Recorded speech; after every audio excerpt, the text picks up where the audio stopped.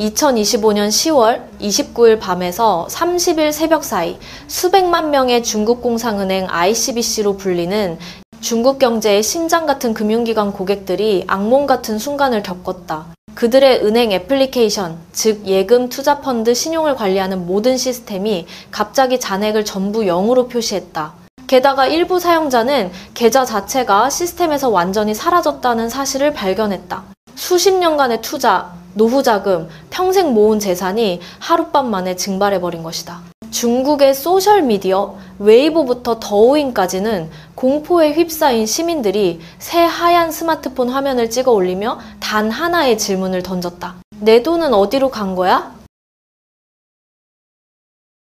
단순한 일시적 시스템 오류라면 사람들은 이해할 수도 있었다. 하지만 아이러니하게도 예금 데이터는 몽땅 사라졌는데 대출과 빚 정보는 멀쩡히 남아있었다.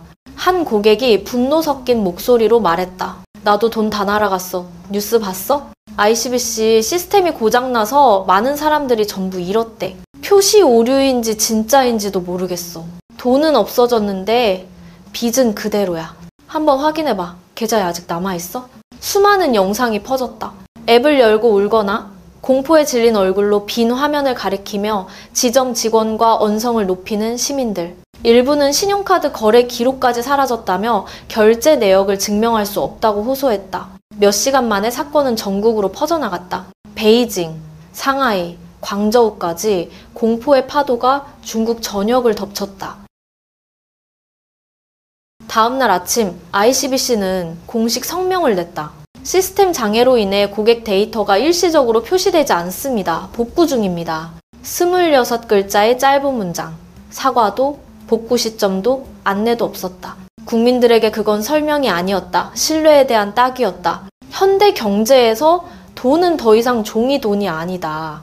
그건 데이터이자 디지털 신뢰다. 사람들은 금이나 현금을 보지 않는다. 그들이 보는 것은 화면 속 숫자, 곧 안전의 상징이다. 하지만 단 하룻밤 만에 그 상징이 무너졌다. 홍콩과 싱가포르의 독립 언론들이 사건을 파헤치기 시작했다. 분석 기사들은 ICBC의 데이터 동기화 시스템에 심각한 오류가 발생했거나 외부 해킹 가능성이 있다고 지적했다. 그러나 은행 측은 끝내 침묵으로 일관했다. 지난 10여 년간 중국은 세계에서 가장 빠르게 금융 시스템을 디지털화한 나라다. 알리페이, 위챗페이, 은행 앱을 통한 전자결제가 일상 전체를 덮었다. 현금을 한 달 내내 만지지 않고도 살 수 있다. 그러나 이번 ICBC 사태는 한 가지 냉혹한 진실을 드러냈다. 기술은 절대적으로 안전하지 않다. 그리고 그것이 무너질 때 모든 것은 도미노처럼 무너진다. ICBC 앱이 멈춘 순간 수백만 명은 결제도, 송금도, 요금 납부도 불가능해졌다. 작은 불편함은 순식간에 공포로 번졌다. 도시 중국인들에게 모든 것은 QR코드와 연결되어 있기 때문이다. 은행 앱이 죽는 순간 사람들은 경제와의 연결이 끊긴 존재가 된다. 소셜미디어와 금융 커뮤니티 전반에 분노가 번개처럼 퍼져나갔다. 사람들은 조롱 섞인 댓글을 남겼다. 여러 도시에서 시민들은 ICBC 지점으로 몰려가 답을 요구했다. 한 영상에는 고객이 울먹이며 직원과 언성을 높이는 장면이 담겨 있었다. 30년 동안 모은 돈이야. 오늘 앱을 켰더니 0이 됐어. 그런데 네가 오류라고 말하면 끝이야? 그 광경은 디지털 시대의 가장 큰 공포를 보여준다. 돈이 단 한 번의 전자적 고장으로 사라질 수 있다는 사실. 이번 위기 속에서 시민들을 가장 분노하게 만든 건 단순히 돈을 잃은 게 아니었다. 그들은 사람이 아니라 데이터로 취급받았다. 누구도 설명하지 않았고 누구도 책임지지 않았다. 모두가 똑같은 말을 반복했다. 시스템 복구를 기다려 주십시오. 한 사람이 이렇게 말했다. 우리는 은행을 믿고 돈을 맡겼어요. 그런데 막상 보호받아야 할 때 은행은 냉정한 한 줄 알림만 보냈습니다. ICBC의 약 12시간 동안 이어진 침묵은 국가적 신뢰에 대한 따기로 비유됐다. 커뮤니케이션 전문가들은 이를 디지털 신뢰 위기의 대표적 교훈이라 부른다. 거대한 조직이 사용자의 감정을 무시할 때 모든 기술적 노력은 의미를 잃는다. 이번 ICBC 사건은 예외가 아니다. 지난 3년 동안 중국에서는 비슷한 일이 잇따랐다. 2023년 여러 농업은행 지점이 시스템 오류를 이유로 현금 인출을 막았다. 2024년 200개가 넘는 소형은행이 부실채권 증가로 문을 닫거나 합병됐다. 2025년 일부 지역 은행이 유동성을 유지하기 위해 현금 인출을 제한했다는 의혹이 제기됐다. 자산 규모가 5조 달러가 넘는 ICBC는 원래 안정의 상징이어야 했다. 그러나 그 상징마저 무너진 순간 시민들은 깨달았다. 안전한 곳은 어디에도 없다는 사실을. 한 경제 전문가는 이렇게 말했다. 금융 신뢰는 가장 쉽게 무너지는 것이다. 사람들이 은행을 의심하기 시작하면 경제는 연쇄적인 심리 위기에 빠진다. 기술적 오류에서 신뢰의 붕괴로 기술적 관점에서 보면 이런 규모의 사고는 매우 이례적이다. 대형 은행들은 일반적으로 백업 서버, 실시간 데이터 복제, 다중 보안 계층을 갖추고 있다. 따라서 이런 우연한 대규모 오류가 동시에 일어날 확률은 거의 제로에 가깝다. 전문가들 다수는 이번 사건이 대규모 사이버 공격이나 데이터 업그레이드 과정의 치명적 실수와 연관됐을 가능성을 제기한다. 일부 내부 소식통은 사건 몇 시간 전 ICBC 시스템의 해외 IP에서 비정상 접근 흔적이 있었다고 밝혔다. 그러나 은행 측은 아무런 확인도 하지 않았다. 바로 그 침묵이 소문을 불러일으켰다. 해킹당했다라는 주장부터 정부가 데이터를 통제했다는 추측까지. 글로벌 금융기관이 위기 속에 침묵할 때 잃는 것은 돈만이 아니다. 국가의 신뢰 자체가 무너진다. 사건 직후 수많은 사람들이 지점으로 몰려가 현금을 인출했다. 금고와 돈세는 기계의 판매량이 폭등했다. 한 사용자가 온라인에 이렇게 썼다.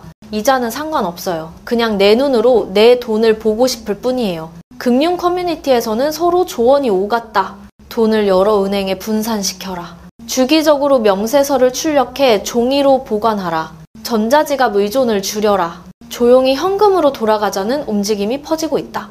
이는 중국이 수년간 추진해온 금융 디지털화 정책과 정면으로 배치된다. 분석가들은 경고한다. 이런 경향이 확산되면 대규모 현금 인출 사태로 번져 중소은행들의 유동성 위기를 초래할 수 있다고.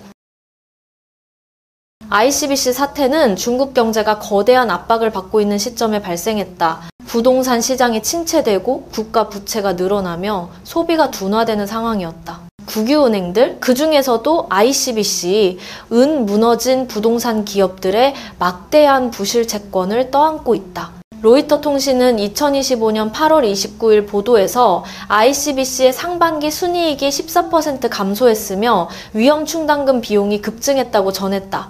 여러 분석가들은 이번 기술적 사고가 시스템 내부의 심각한 재정 압박을 드러내는 신호일 수 있다고 지적한다. 한편 중국의 금융감독 당국은 지금까지 어떠한 독립조사 결과도 발표하지 않았다. 이 장기적인 침묵은 오히려 의혹을 키웠다. 많은 이들이 이번 사건을 다가오는 은행 신뢰 위기의 전조로 보고 있다. 위기관리 측면에서 ICBC의 대응은 전문가들로부터 치명적인 실책으로 평가받고 있다. 지속적인 상황 업데이트와 복구 과정을 투명하게 공개하기보다는 은행은 침묵을 택하고 단 한 줄짜리 모호한 공지만을 올렸다. 한 커뮤니케이션 전문가는 이렇게 말했다. 즉각적인 정보가 생명인 시대에 침묵은 더 이상 안전한 선택이 아니다. 그건 곧 잘못을 인정하고 사람들을 공포 속에 방치하는 것과 같다. 진실이 밝혀지기 전에 가짜뉴스와 추측이 시스템 복구 속도보다 더 빠르게 퍼져나갔다. 그리고 약 15시간 뒤 데이터가 복구되었을 때 이미 신뢰의 균열은 너무 깊어져 있었다. 이번 ICBC 사건은 전 세계 금융계에 강력한 경고음을 울렸다. 디지털 뱅킹 시대의 가장 큰 위험은 도난이 아니라 데이터와 신뢰의 상실이다. 기술은 몇 초 만에 데이터를 복구할 수 있다. 하지만 사용자가 느끼는 안전함은 복구할 수 없다. 사람들이 화면 속 숫자를 믿지 않게 되는 순간 금융 시스템 전체는 모래 위에 성이 된다. 전문가들은 다음과 같이 조언한다. 은행은 기술 운영 과정을 보다 투명하게 공개해야 한다. 데이터 보상과 안전성 보장 규정을 의무화할 필요가 있다. 무엇보다 중요한 건 고객의 신뢰를 최고의 자산으로 여겨야 한다는 점이다. 중국 공상은행의 이번 계좌 전면 삭제 사태는 단순한 소프트웨어 오류가 아니다. 그건 사회 전체의 심리적 충격이었다. 단 한 번의 기술적 고장만으로도 국가 금융 신뢰의 기반이 흔들릴 수 있음을 보여줬다. 진짜 원인이 해킹인지, 시스템 결함인지, 내부 실수인지는 아무도 확신할 수 없다. 그러나 한 가지는 분명하다. 신뢰는 깊게 심각하게 손상되었다. 수백만 명이 이번 사건을 통해 뼈저리게 깨달았다. 예금은 더 이상 절대적인 안전이 아니며 안심은 디지털 시대의 가장 사치스러운 감정이다.